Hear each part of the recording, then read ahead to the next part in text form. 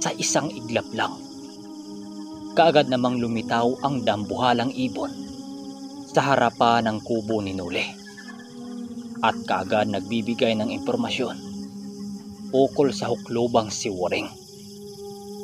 Habang nakipag-usap doon ang ermitanyo, patuloy din naman sila sa pagsipat sa nilalang na tinatawag ni Manong Duming. Ilang minuto pa ang nakalipas, tuluyan nang lumipad pataas ang ibon matapos kausapin yun ng ermitanyo. Danilo, ayos lang ba sa inyo na ipagpapabukas na lang natin ang paghanap sa kaibigan mo? May impormasyon na akong nakalap sa kaibigan natin kung saan dinala si Buneng. Magpahinga na muna kayo para naman makabawi ang mga katawan nyo sa pagod natin. Wika ng ermitanyo. Nang marinig yun nila Danilo at Lando, bigla naman yung nabuhayan ng loob sa mga sinabi ng ermitanyo. Mas okay na yung naisip mo, Doming. Dahil mahirap nang mag-isip kung kulang sa pahinga ang katawan mong lupa. Di natin kailangan magpadalos-dalos ng desisyon, lalo na't mabagsik ang ating makalaban. Wika naman ni Mang Carpio. Matapos nilang mag-usap, pinili naman nilang magpahinga sa kabila ng lahat na pangyayari. Kahit nakapikit ang kanilang mga mata, gising na gising naman ang kanilang mga isipan. Sa pagsapit ng bukang liwayway, kaagad naman silang bumangon. Nasipat nila Danilo at Lando noon na pinag-sparring ang mga manok ni Noli sa munti nitong manukan. Nakagawian na kasi yun ng mga tauhan ni Noli kapag may papalapit na laban. Mga kaibigan, yan ang manok na pinhanda ko. Hayaan nyo, kapag muli nating mabawi si Buneng, lalaban tayong muli. Wika ni Noli rito. Kahit nakita nila ang kasayahan sa lugar nila Noli, mas pinili pa rin nilang umalis para suyudin ang bawat kagubatan ukol sa sinabi ng Dalupao. Habang paalis sila sa farm ni Noli, nagtataka naman ang mga tauhan niya kung bakit ang aga-aga aalis naman sila at may mga dalang kagamitan na nakalagay sa mga sako. Dala-dala ng mga kasama ni Danilo ang mga sandata nito laban sa mga masasamang nilalang. Kaagad nilang pinasok ang napakalawak na kagubatan. Dala-dala ang mga kabayo ukol sa impormasyon na kanilang nakuha. Hindi naman sila nabahalang baka muling may badakip sa kanila dahil ginagamit na ng ermitanyo ang mga malalakas na sumpa laban sa pangkat ni Waring. Ilang oras pa ang makalipas, tuluyan na nga silang makalayo sa baryo nila Noli. Pagdating nila noon sa isang masukal na kagubatan, agad naman noong nag-utos ang ermitanyo na magpakalat ng mga sabulag sila Noli at Danilo. Si Mang Carpio noon, nagpakawala na yun ng mga barang na puno din ng mga sabulag galing sa kaliwa. Inutusan na rin ng ermitanyo ang alaga nitong Dalupao para ramdamin ang presensya ng kalaban nila. Habang kasalukuyan silang nagmamasid sa paligid, nagwika naman ang ermitanyo ng, may nakita na akong mga bakas papunta sa pusod ng kagubatan. Mag-ingat kayo sa paglalakad nyo dahil maaring mayroon ditong mga patibong na nagkalat. Dahil sa sinabi ng ermitanyo, kaya't mas siniguro nilang hindi sila mapahamak at maliligaw. Ilang minuto pa ang nakalipas, bigla namang natigilan silang lahat nang makasilay sila ng isang bangkay ng tao na wala ng buhay sa kakahuyan. Dahil sa kanilang nakita, agaran naman ang paglapit nila dito dahil sa kaba. Pasalamat sila noon na hindi yun bangkay ni Buneng, kaya't nasisiguro nila na buhay pa ang kaibigan nila. Nang makita nila yon, agad namang nagbigay babala ang ermitanyo na lalayo na sila sa bangkay na yon dahil mayroon doong napapansin na kakaiba ang ermitanyo. Bukod kasi sa napakapagtataka ang kinaroroonan nito, hindi rin normal ng isang bangkay na mayroong bakas na paggapang dito. Maya-maya pa, napagdesisyon na naman ang pangkat nila Noli na ipagpatuloy na ang paghanap sa napakasukal na kakahuyan. Magamat napakalawak ng gubat na yon, hindi alintana ng mga kasama nila ang pagod. Alang-alang lang sa kanilang kaibigang nawala. Maliban sa kanila ni Noli at Danilo, hindi yon nakakaramdam ng pagod dahil sa mga mutya nilang tangan. Lalo na ang dalawang matanda. Magamat hindi na angkop sa kanilang katawan ang paglalakbay sa ganon, animoy hindi yun nakaramdam ng katiting na pagod. Simula umaga sa paglalakbay ng mga kabayo, naabutan sila ng hapon sa kagubatan, na ibig sabihin napakalayo ng lugar na pinagdalhan sa kaibigan nila ng kalaban nila. Nasipat nilang wala talagang mga taong naninirahan sa lugar na yon. Sa patuloy ng kanilang paglalakbay, nakarating sila sa isang lugar kung saan napapalibutan ng matataas na puno. Maya-maya pa, bigla silang natigilan nang makasilay sila ng isang kubong nakatirik doon. "Manong, teka muna. Bababa na muna ako ng kabayo," wika ni Noli rito habang bumababa nga ng kabayo.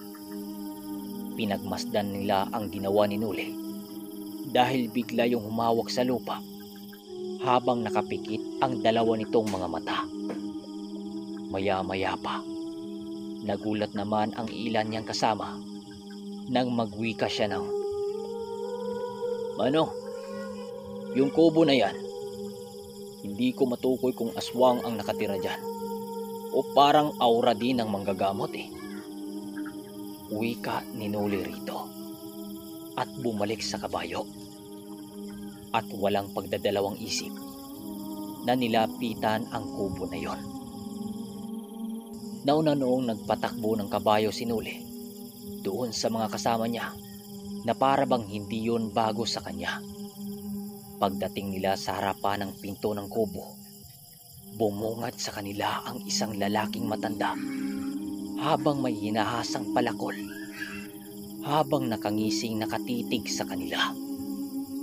Nang masipat ni Manong Duming ang pagmumukha nito, bigla naman yung natigilan na para bang pamilyar yun sa kanya.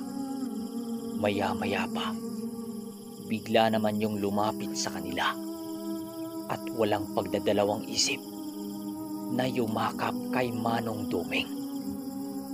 Matapos gawin yun ng lalaking yon, nagwika naman ang matanda ng, "Noli, siya si Maro, ang kababata ng ama mo. Isa siyang mata ng kalikasan at manggagamot sa ngayon. At isa din siyang mamamatay ng aswang kagaya natin." "Di ko akalaing dito ka pala nakatira, Maro. Kamusta naman yung tinuturo ko sa'yo? Oo nga pala, si Noli anak ni Luisito," wika naman ni Manong Duming. Matapos sabihin yon ng ermitanyo, bigla namang lumapit yon kay Noli habang hinawak-hawakan nito ang ulo niya na para bang tuwang-tuwa na makita siya nito. Nang makita yon ni Noli, medyo naninibago siya dahil sa tanang buhay niya, hindi pa niya yon nasilayan. Subalit nang tanungin niya ito tungkol sa pamilya niya, laking gulat niya nang kilala nito ang buong angkan niya. Kaya't kahit bago pa lang niya itong nakikita, nawala bigla ang pagkailang niya dito. Matapos nilang mag-usap, kagad naman nilang inilhad sa taong yon ang sigalot na kanilang hinaharap. Nang malaman nitong nasa panganib ang kaibigan nilang isa, walang pagdadalawang isip yung sumama sa kanila. Dala-dala ang mga gamit nito na maaring gamitin sa laban nila. Ilang minuto pa ang makalipas napagpasyahan naman nilang ipagpatuloy na ang kanilang paglalakbay. Habang nasa kasagsagan sila sa paglalakad, inilahad naman ni Maro ang eksaktong kinaroroonan ni Waring. Ayon kay Maro, matagal na rin niyang hinahanap ang taong yon upang kitila ng buhay. Dahil sa mga karumaldumal nitong ginawa sa mga baryong napapasok nito. Bukod kasi sa mga taong napapatay nito, marami na din yung napapaslang na mga antingero na naglilibot sa kanilang baryo. At doon nila nalaman na hindi nga talaga basta-basta yung si Waring. Napag-alaman din nila doon sa taong yon na ang mga gabo na nakasama ni Waring, napag-alaman din nila sa taong yon na ang mga gabo ng kasama ni Waring nagtataglay din ng mga pambihirang aral. Pero ayon kay Maro, magamat nag-iisa lang siyang tumutugis dito, hindi siya natatakot sa pangkat ni Waring. Manong Carpio, sa tingin nyo, yung pagdukot ni Waring kay Buning, may mga gabunan din yung dala? Tanong ni Noli rito. Yan kasing si Waring na kahit sinong taong napapasukan ng espiritu niya, palagi niyang kasakasama ang mga ilan nitong mga gabunang, mga bantay nito. Yung nakikita niyong mga aswang kagabi na kasama niya, ang ilan noon ay mga gabunan. Kahit kung nagkaroon ng patayan kagabi, paniguradong madugong sagupaan yon. Sagot naman ni Mang Carpio. Nang marinig nila ang sinabi ng matanda, mas lalo silang nag-isip kung anong galawan ang gagamitin nila rito. Dahil kadalasan sa mga gabunan, may kanya-kanyang abilidad pagdating sa pakipagdigma. Hindi lang kasi sa mga ordinaryong mga gabunan ang kanilang makakalaban, bagkus ay ang mga nilalang na nagtatanga ng mga kasing lalim ng karunungan parihas sa kanila. Pero nasa kaliwa na papanig yon. Sa pagsapit ng alas 7 ng gabi, doon na nga nila narating ang pusod ng gubat, kung saan pinaniwalaan ni Maro kung saan nanirahan ang pangkat ni Waring. Habang pinapasok nila ang mga lugar na yon, maigi naman ang pagramdam nila sa paligid. Lahat ng mga tunog at huni sa paligid ay inaalam nila kung saan yun ang galing. Pati na rin ang mga malalaking paniking lumilipad ay kanilang binabantayan dahil maaring kagaya nila, may mga bantay din yun sa paligid ng baryo nila Waring. Sa patuloy ng kanilang paglalakbay, doon nila nakumpirmang malapit na sila sa teritoryo ni Waring. Dahil sa bigat ng aurang bumabalot sa paligid, maigi na rin nilang pinalalim ang mga sabulag upang hindi sila magawang matunugan ng mga kalaban. Doon na inilabas nila Lando at Lidio ang mga pana at sibat na puno ng mga sumpa na karga ni Mang Carpio. Maya-maya pa, bigla na lang silang natigilan nang masipat nila ang unang parte ng gubat na maraming mga kubong nakatirik.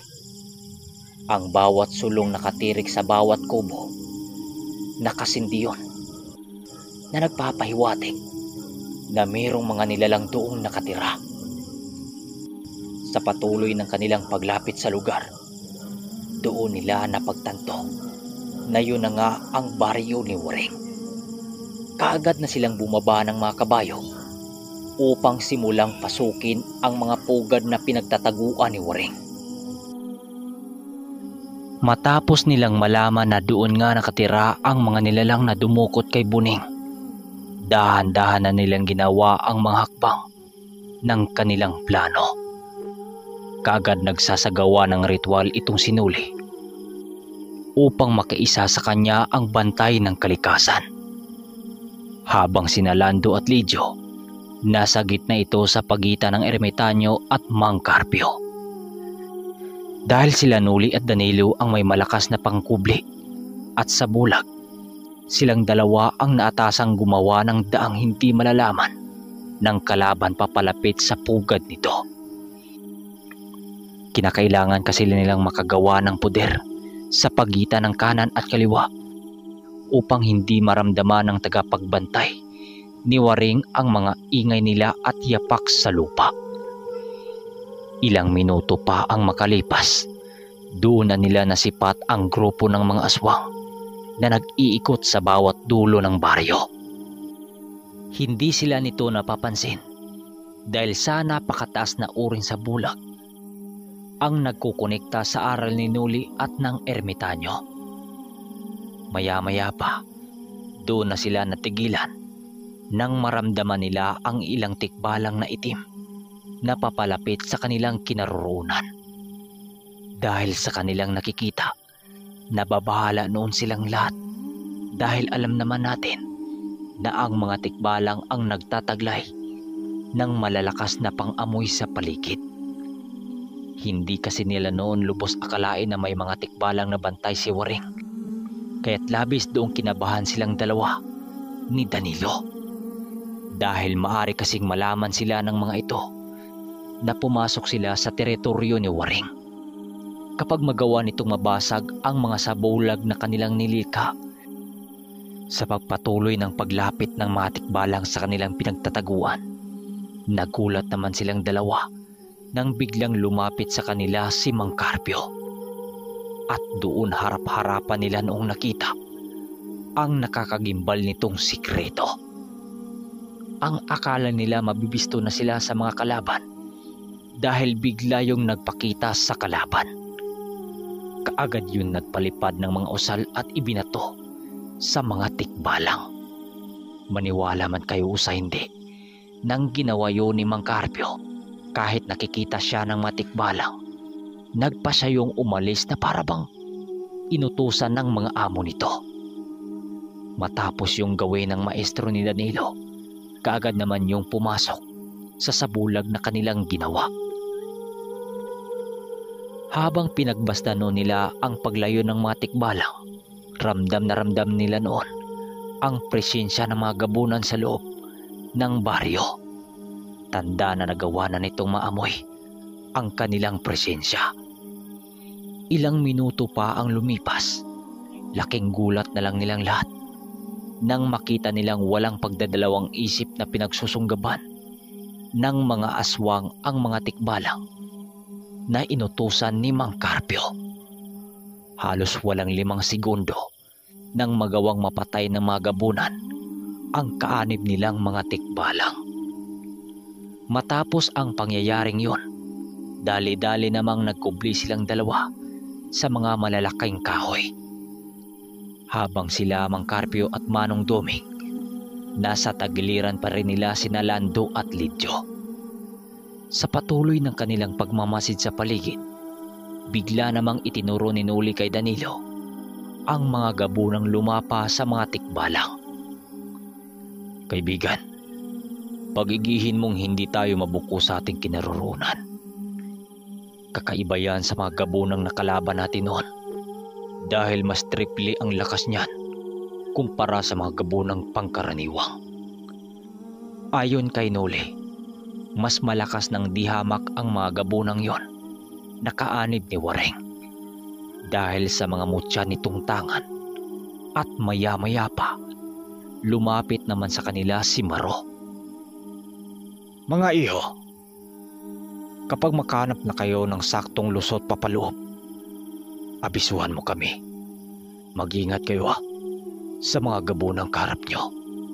Hindi yan pangkaraniwang.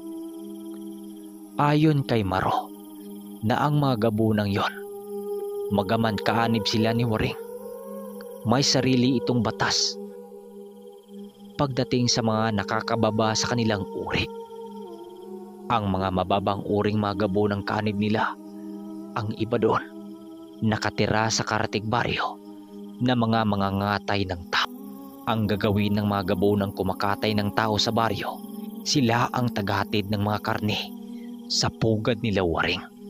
Dagpa kay Maro, hindi rin pwedeng maliitin ang tagakatay ni Waring sa kadahilan ng pinili ito ni Waring bago ito magsilbing maninilbihan sa kanya.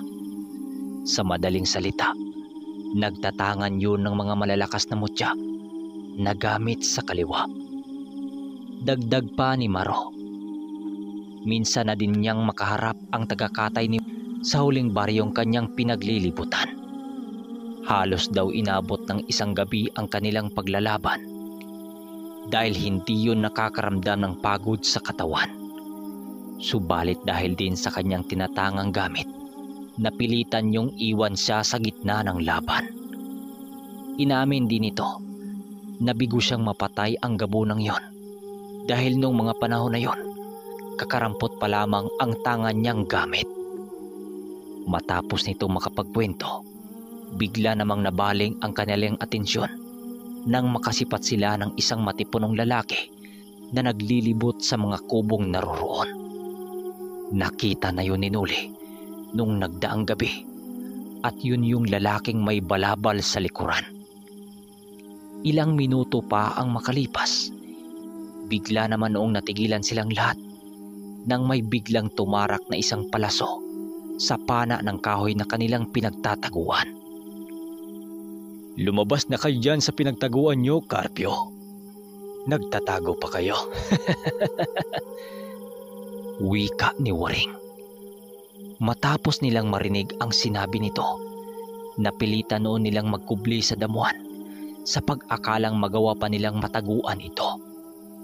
Subalit dahil sa grupo ng mga aswang at gabunan ang papalapit sa kanila, napilitan din silang lumabas sa lunggang kanilang pinagtataguan.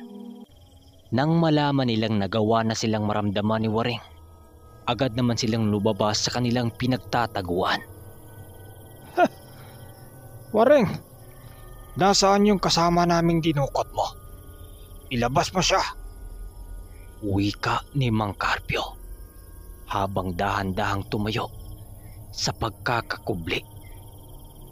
Matapos makapagsalita si Mang Carpio, agad namang lumabas din ang ermitanyo na si Manong Duming.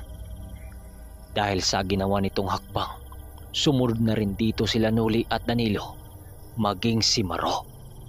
Para kapag sakaling magsimula na ang laban, ang ermitanyo ang sasalo sa lahat ng mga enerhiyang tatama sa kanila.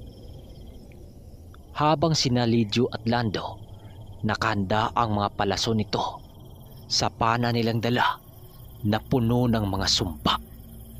Sa patuloy ng ganong pangyayari, humarap na sila dito upang labanan ang pangkat ni Waring.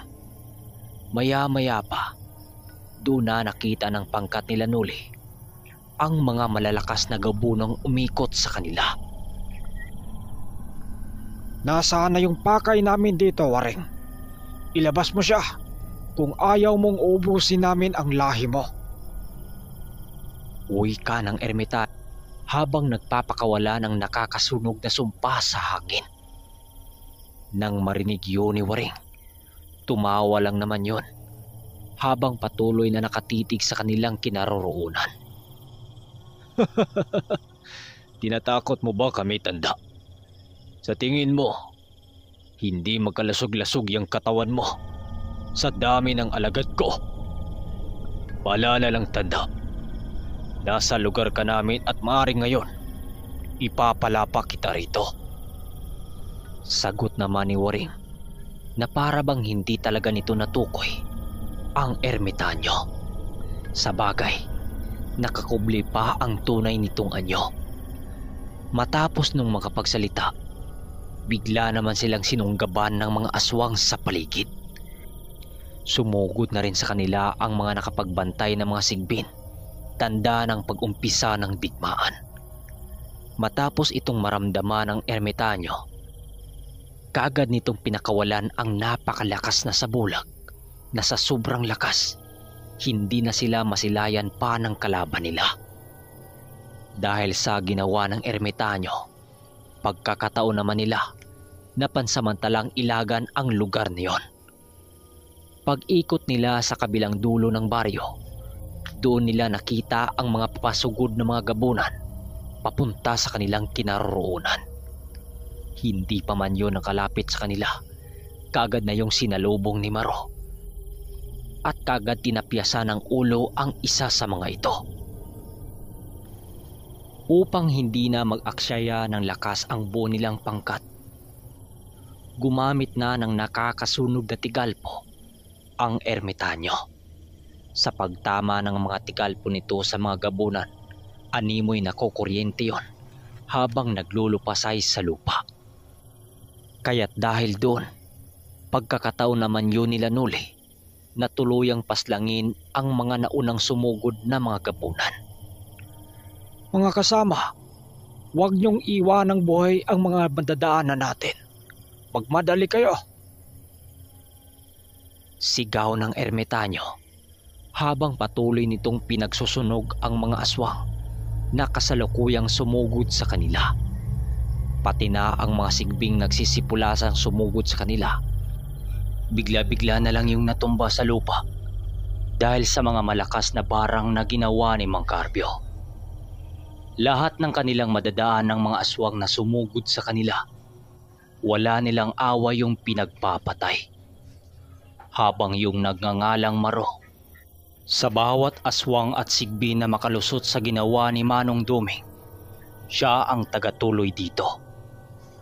Maya-maya pa, nasipat naman nila ang mga papasugod na mga gabunang may taglay-taglay na mga mutya sa katawan. At dahil sa mga tanga ng mga yon, hindi yun naapektuhan sa mga tikalpo ng ermitanyo. Dahil alam nila Nuli at Danilong makakalusot ito sa harang na ginawa ng dalawang matanda, doon nagpasyang palitawin nila Nuli at Danilo ang kampilang nagliliyab. Habang nakipagtagaan sila sa 5 gabunan, si Mang Carpio naman, dahan-dahan na nitong inilayo si Nalando dahil sa kakaibang presensya ng mga gabunang yon. Habang ang ermitanyo naman, patuloy pa rin ito sa pakipagsunugan sa mga gabunang nakakaharap nito. Kahit nag-anyong usok pa ang ibang mga gabunang kaharap nito, hindi yon umubra sa maestro ni Nuli. Habang nakipagpatayan silang dalawa sa 5 gabunan, ramdam nila sa mga katawan nito ang kunat at kabal.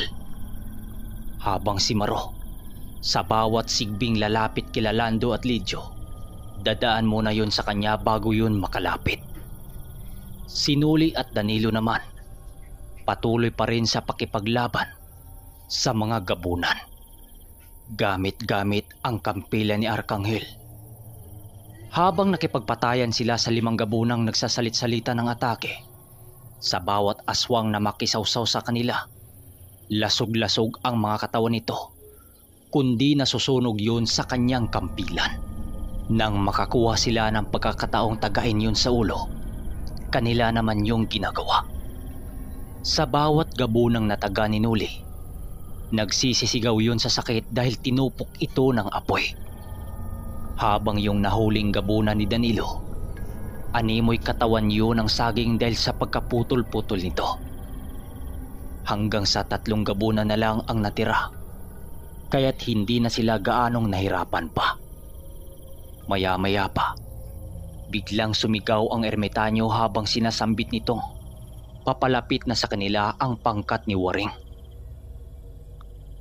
Nang makita nila Nuling nasa malayo ito, mas pinili na muna nilang paslangin ang natirang gabunan. Dahil sa pagtama ng espada ni Danilo sa mga kuko ng gabunang yon, kaya't yung ibang kamay nito, wala na yung mga kuko. Para mapaghandaan ang pagdating ni Waring, kaagad naman niyang ginamit ang mga anino ng bubuyo. Nang mawala siya sa harapan ng 3 gabunan, walang awa niya yung pinutulan ng ulo. Dahil sa pagkaubos ng unang umataking alagad ni Waring sa kanila, kaya't nagtipon-tipon silang lahat upang pag-usapan ang plano. Ikaw na ulit, Danilo. Makinig kayong dalawa. Hanapin yung dalawa ang kaibigan nyo. Ito na ang tamang pagkakataong mabawi natin siya. Huwag kayong mag-alala. Kaya na namin kung sakaling lulusubin kami ni Waring. Kung pipiliin pa rin nating labanan ang angkan nito, di pa rin tayo magtatagumpay dahil sa dami nila. Bulong ng ermitanyo sa kanilang dalawa. Nang marinig nilang dalawa ang sinabi ng ermitanyo, agad naman silang naghanap ng daan papasok sa pinakapugad ng angka ni Waring. Bago nila noon nilisan ang mga kasama nila, inihipa ng ermitanyo ang katawan ni Danilo ng napakalakas na sabulag upang hindi sila makita ng mga bantay. Si Mang Carpio naman, dahil siya ang magaling sa panlinlang, gumawa din ito ng kawangis nilang dalawa upang hindi maghinala ang kanilang mga kalaban ng kanilang pagkawala. Sinuli naman, kagad naman siyang nag-aanyong anino upang hindi rin siya makita ng mga kalaban. Pagbigay noon ng hudyat ng ermitanyo, dali-dali naman silang tumakbo para simulan na ang plano. Nang marating nilang dalawa ang lagusan papaloob ng pugad, nakita naman nila ang mga kawal na subhi ni Waring na pangalawa sa mga gabunan. Magamat hindi sila nakikita nito, alam nilang naamoy sila nito sa paligid. Panay ang pagsisinghot ng mga yun sa hangin, subalit hindi sila nakikita nito. Nuli, tingnan mo sila Mang Carpio. Pinagkukumpula ng mga kalaban. Wika sa kanya ni Danilo. Hayaan muna natin sila, kaibigan. Tama nga naman si Manong Duming. Kapag patuloy pa rin tayo sa pakipagdigma, may posibilidad na hindi natin mababawi si Buning. Wika ni Nuli dito. Matapos nilang mag-usap, nagpatuloy na nga sila sa pagtakbo. Ilang minuto pa ang lumipas, nakarating na nga silang dalawa sa sentro ng pugad, kung saan wala silang nakita doong kahit ni isang mga bantay ni Waring. Napakatahimik ng lugar na yon, na para bang hindi mo akalaing merong nagaganap na digmaan. Sa patuloy ng kanilang paglalakad, maigi nilang pinakiramdaman ang mga kubong naroroon. Labis na noong pag-alala nilang dalawa dahil hindi talaga nila nakita ang bakas ng kaibigan nila. Maya-maya pa, bigla naman silang natigilan sa kanilang paglalakad nang makarinig sila ng boses ng dalawang nilalang na para bang nagtatalo yon. Nanggagaling yun sa isang kubo sa pinakagitna ng baryo. Tama na. Masakit na yung katawan ko. Maawa kayo sa akin. Wika ng boses ni Buning na para bang pinahirapan ito ng husto. Nang marinig nilang dalawa na boses yun ni Buning, agara naman ang paglapit nilang dalawa sa kubo. Pagsilip nilang dalawa sa siwang ng dingding, doon nila nakita ang kalunos-lunos na sinapit ni Buning. Nakatali ito sa pinakasulok ng kubo habang halatang duguan ito sa katawan. Habang ang nilalang na nagpapahirap sa kaibigan nila, isa yung subhing aswang na bantay ni Waring. Nang masilayan nilang dalawa ang sinapit ng kaibigan nila, nag-uumapaw naman noon ang mga galit nila sa katawan. Walang pagdadalawang isip, kaagad sumanib si Nuli sa isang anino. Biglang tumago siya sa dingding ng kubo, papaloob kung saan naroroon ang bantay. Paglitaw niya sa likuran ng subhing aswang, dahil sa puot at galit niya sa nilalang na yon, hinawakan niya ng maigi ang magkabilaang panga nito at saplitang pinunit ang bibig nito papunta sa leeg. Si Danilo naman, agaran sinipa ang pinto ng kubo at dali-daling kinalagan si Buning. Buning, okay ka lang ba? Huwag kang mag-alala. Ligtas ka na sa mga kamay ng kalaban natin. Wika ni Danilo habang sinuli, abala sa pagkatay sa kalabang nadakip niya. Hindi na ito gumamit ng sandata niya upang ipakita sa nilalang ang galit niya sa katawan. Nang mapaghiwalay ni Nuli ang panga ng aswang, agara naman itong nangisay na walang ingay na nagawa. Matapos niyang gawin sa nilalang ang mga bagay na yon, nakita niyang inabisuhan na siya ni Danilo na tumakas na habang kalong-kalong nito si Buning habang papalapas sila ng pugad.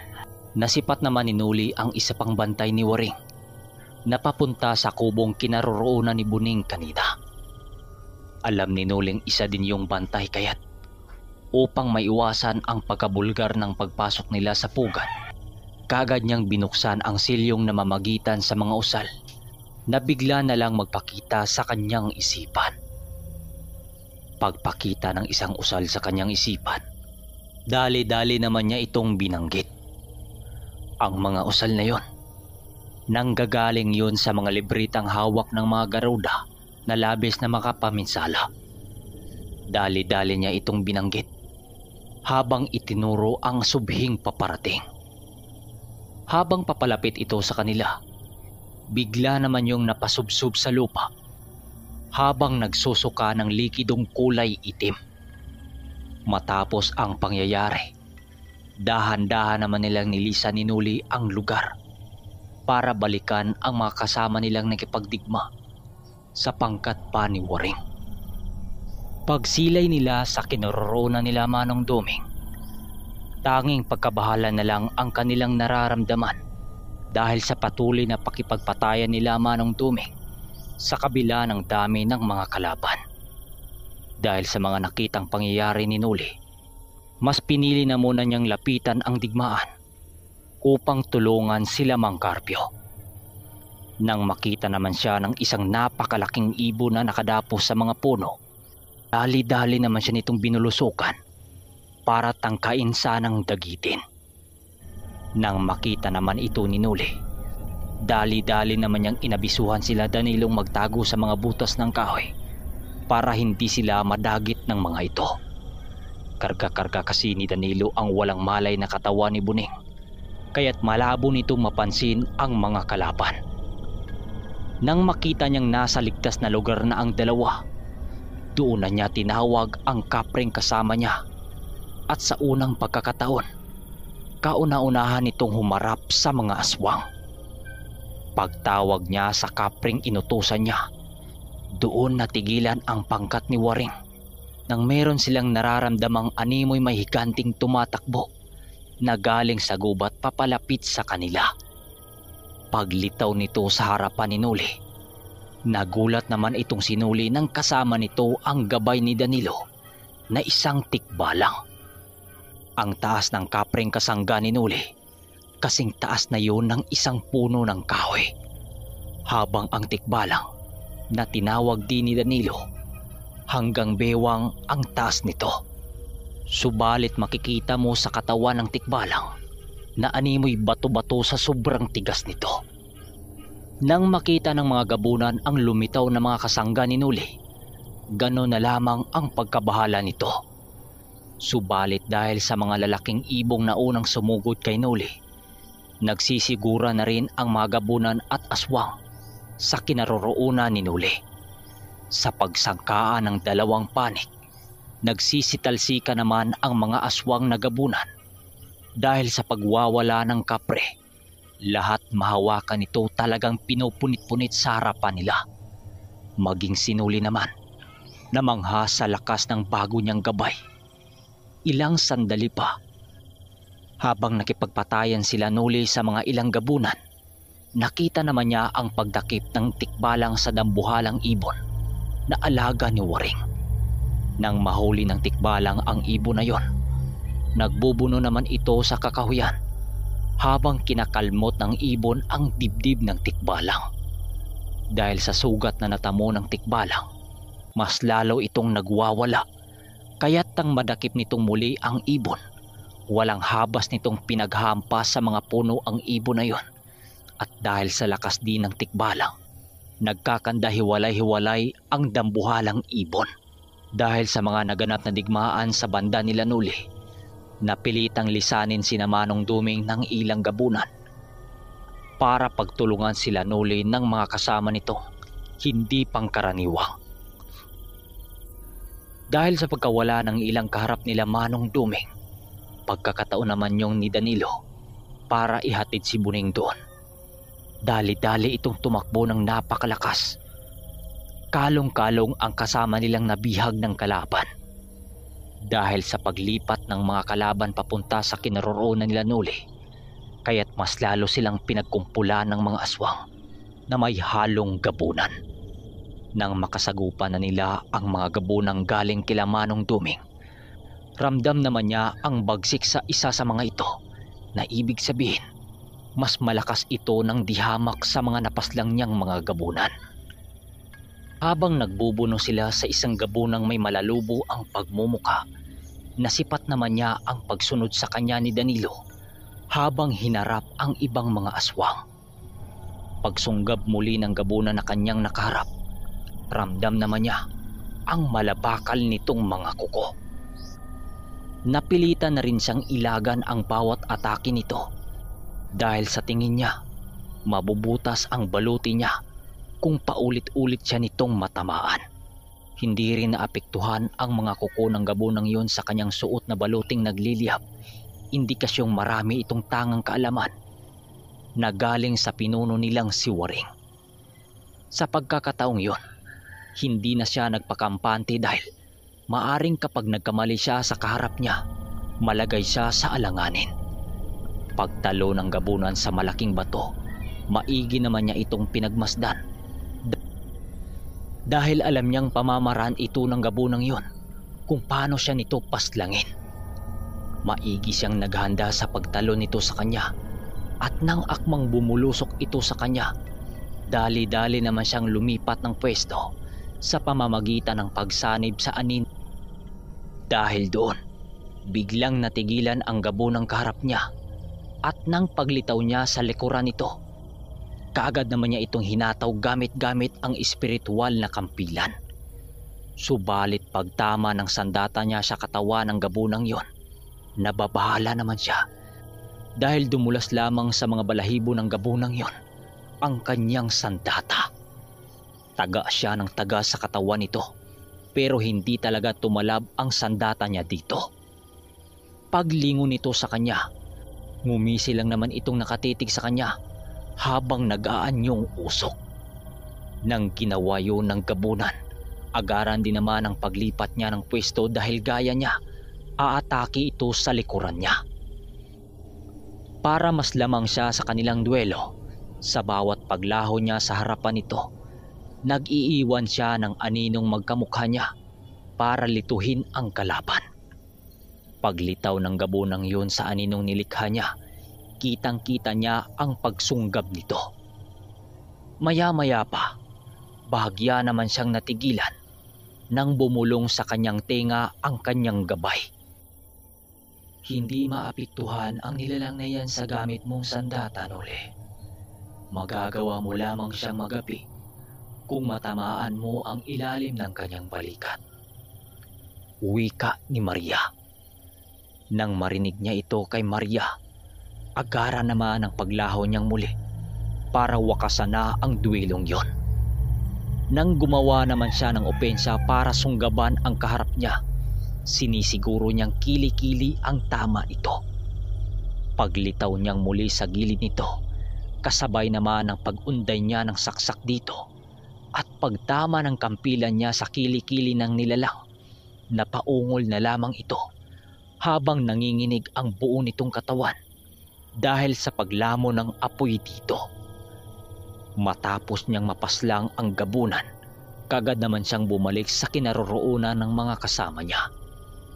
Nang makarating na siya sa kinaroroonan nila Manong Duming, nasipat niyang papaatras na ang mga gabunan at aswang alinsunod sa utos ni Waring.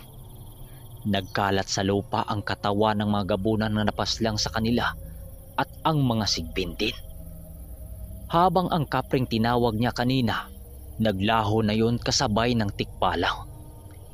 Hindi naman nila piniling sakutihin si Waring dahil maaring ang pag-atras nito ang daan na paglinlang sa kanilang muli.